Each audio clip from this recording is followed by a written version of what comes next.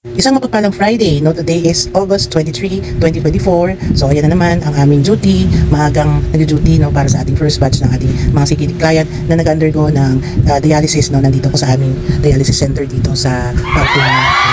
So, guys, ayan. I was tasked to remove yung mga cannula, no? Pag sinabing cannula, ito yung mga needle na ipinapasok sa skin ng pasyente.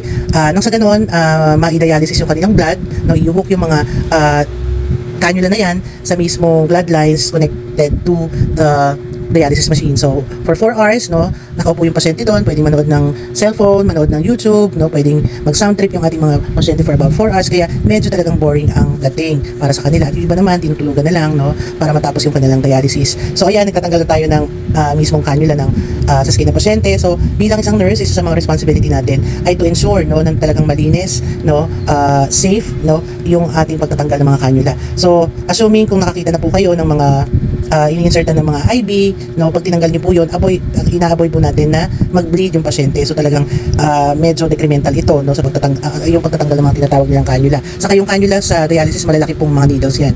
So would you imagine, no, siyempre for a client na pwede siyang magkaroon ng anxiety, o kaya nervousin siya, o kaya ay pag tinanggal, siyempre may sakit, may pain. So bilang isang nurse, talagang dapat ikaw ay assuring, comforting, no, always during, after and before, or before, during and after the procedure, kailangan palaging ini-inform ang ating mga pasyente. Nang sa ganun, bumaba yung anxiety factor nila. So, inform mo na, sir, at tanggalin na po natin yung inyong cannula, no?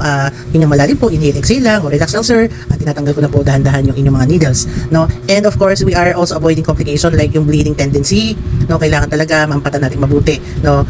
We are using cherries, no, or yung mga gauze na makakapal para ampatin yung pagdurugo na ma-avoid natin yung bleeding on the part of the patient. And of course, ang pinaka-importante sa lahat is to make sure na hindi tayo makapag-harbor ng any contaminants, no, hindi magkaroon ng infection, no, or makontaminate yung kanilang mga needle site, kasi yan din ang isa sa mga komplikasyon ng mga pasyente na dinadialysis, no, magkaroon sila ng tinatawag nilang infectious related diseases, no. Ang cause niyan is actually because of the catheter. So, kailangan talagang na malinis, maayos, masistema yung pagtatanggal, no, kailangan ma-disinfect mabuti yung balat ng pasyente.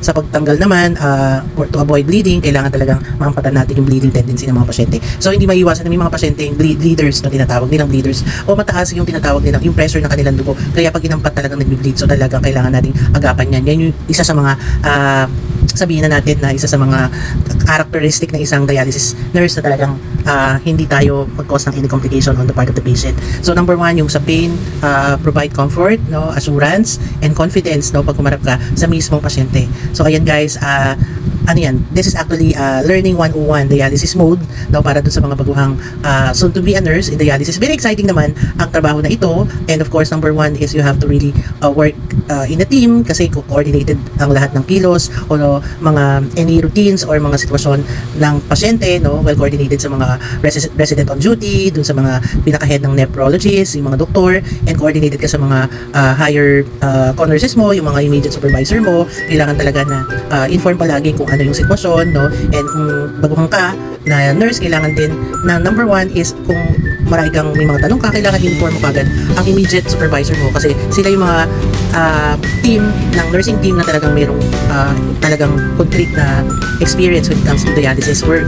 So number 1 yan, to avoid any, you know, problem or arising in the future. So isang nurse, dialysis nurse po, no, kailangan talaga ay technically you should know how to navigate or scrutinize, no, yung mismong machine or dialysis machine.